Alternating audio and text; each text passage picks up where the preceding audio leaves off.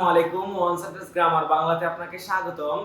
আজকের এই পর্বে আমরা একটি বাংলা বাক্যের ব্যাকরণ নিয়ে আলোচনা করব। বাক্যটি দেয়া আছে,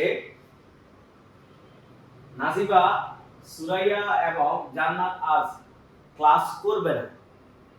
বাক্যটির শেষে যেহেতু আমাদের দাড়ি দেওয়া আছে, আমরা জানি কোনো বাক্যের মধ্যে যদি দাড়ি দেওয়া থাকে তাহলে প্রথম আমরা যে কাজটা করব সেটা হচ্ছে কর্তা বের করব, তার পরবর্তীতে হচ্ছে কর্ম বের করব, তার পরবর্তীতে আমরা ক্রিয়া বের করব। বের করতে হলে প্রথমে আমাদেরকে ওই শব্দটিকে কে কারা কার কাদের দিয়ে প্রশ্ন করতে হবে। আমরা এখানে যেহেতু একটা নাজিবা পেয়েছি, তারপরে সুরাইয়া পেয়েছি, তারপর জান্নাত পেয়েছি। আমরা জানি একজন যদি হতো তাহলে আমরা কে দিয়ে প্রশ্ন করতাম। এখানে যেহেতু একজন, দুইজন, তিনজন আছে, তিনজন থাকার কারণে আমরা এখানে কে দিয়ে প্রশ্ন করতে পারছি না, আমরা কারা দিয়ে প্রশ্ন করব। আমরা যদি প্রশ্ন করি তাহলে কারা আজ ক্লাস করবে না, তাহলে উত্তর আসে নাজিবা, সুরাইয়া এবং জান্নাত।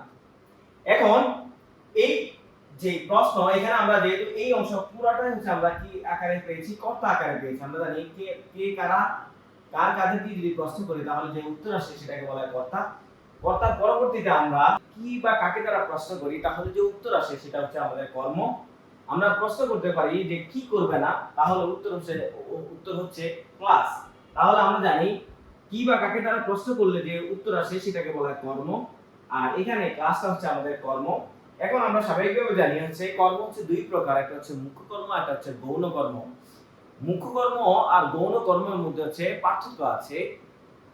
মুখ্য কর্ম আমরা কোনটাকে বলে থাকি, আমরা জানি স্বাভাবিকভাবে মুখ্য কর্ম বস্তুবাচক হয়, আর গৌণ কর্ম যেটা সেটা অবশ্যই ব্যক্তিবাচক হবে।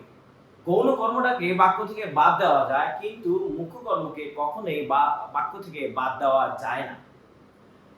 যেহেতু আমাদের এখানে কি দিয়ে প্রশ্ন করছি, আমরা স্বাভাবিকভাবে জানি কি দিয়ে প্রশ্ন করলে যে কর্মটা আসে সেটা বস্তুবাচক হয়, আর বস্তুবাচক যেটা হয় সেটা অবশ্যই কি হবে, মুখ্য কর্ম হবে।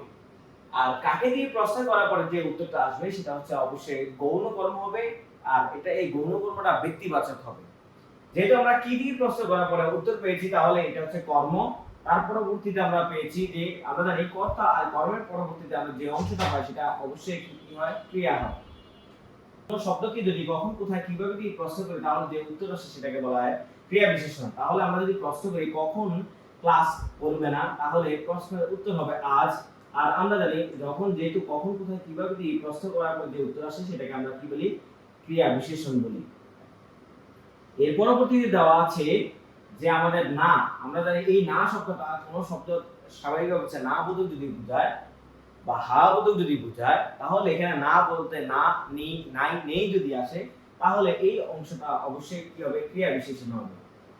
এখন এই ক্রিয়া বিশেষণটা স্বাভাবিকভাবে আমরা জানি ক্রিয়া বিশেষণ বাক্যের অর্থাৎ কর্তার আগেও আসতে পারে, কর্তার পরেও আসতে পারে, কর্মের এই পাশেও আসতে পারে এবং এই পাশেও আসতে পারে, এবং ক্রিয়ার আগেও আসতে পারে, ক্রিয়ার পরেও আসতে পারে। তাহলে আমরা এখানে পুরো যে বাক্যটা আছে এই বাক্যটার বিশ্লেষণ করে ফেললাম। এখন আমাদের যেহেতু এখানে কর্তা আছে, কর্ম আছে আর ক্রিয়া আছে, যেহেতু এই বাক্যের মধ্যে আমাদের কর্তা আছে, কর্ম আছে আর ক্রিয়া আছে, আমরা জানি কোন বাক্যের মধ্যে যদি কর্তা, কর্ম, ক্রিয়া থাকে তাহলে আমরা এটাকে বলি বিবৃতিমূলক বাক্য। বিবৃতিমূলক বাক্য স্বাভাবিকভাবে আমরা দুই ভাবে গঠন করতে পারি, একটা কর্তা ক্রিয়া আর একটা কর্তা কর্ম ক্রিয়া। যেহেতু কর্তা কর্ম ক্রিয়া পেয়েছি তাহলে আমার এই যে বাক্যটা, এই বাক্যটা আমাদের বিবৃতিমূলক বাক্য। আমরা জানি এখানে আমাদের যে কর্তাটা আছে সেই কর্তাটাই আমাদের উদ্দেশ্য,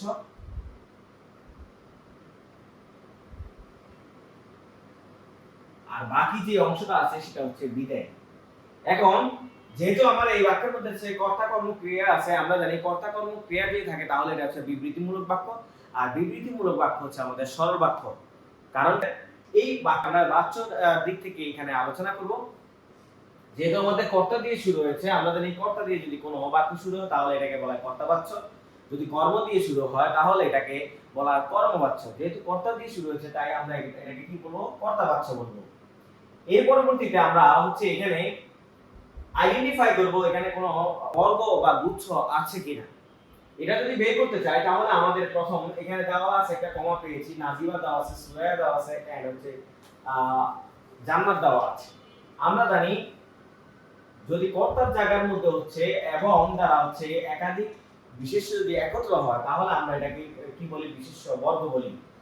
যেহেতু এখানে নাজিম একটা মেইন নাম, সুরাইয়া একটা মেইন নাম, আর হচ্ছে জান্নাত একটা মেইন নাম, তাহলে এই তিনটা হচ্ছে একটা যেহেতু এখানে দুইটা শব্দ যদি আসতো তাহলে ও অথবা এবং দ্বারা আমরা যোগ করতাম।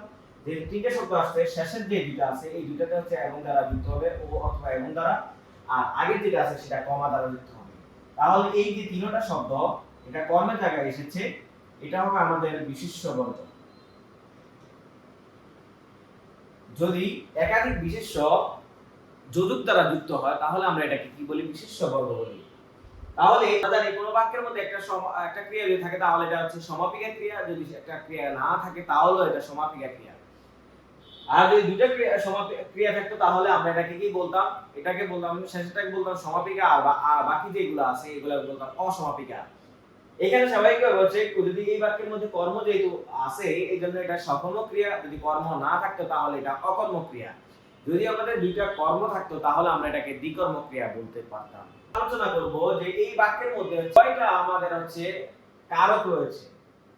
আমরা যদি প্রশ্ন করি কে বা কারা, কার বা কাদের দিয়ে যদি প্রশ্ন করি তাহলে এই যে অংশটা আছে অর্থাৎ কর্তার যে অংশটা সেটা হবে কর্তা বা কর্তৃকারক। যদি কখন দিয়ে প্রশ্ন করি তাহলে এই যে আজ সময়টা আছে এই আজ সময়টা হবে আমাদের অধিকরণ কারক। যদি আমরা প্রশ্ন করি কি দিয়ে, আমরা জানি কর্ম হচ্ছে